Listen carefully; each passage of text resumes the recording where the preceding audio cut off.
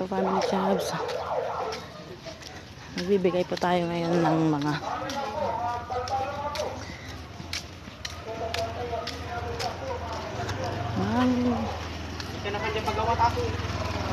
ing ayuda. Ito na po yung mga ayuda ng family jobs. Op. Actually, hindi kami makapasok sa loob kasi may ano pa, may mga tubig pa doon, kaya dito na lang po kami sa may ano, sa may waiting shed dito sa walang tubig.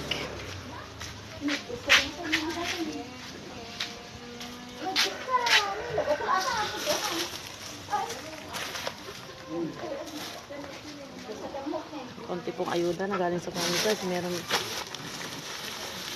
92 families dito na mabibigyan dito sa barangay namin dito sa Tagum.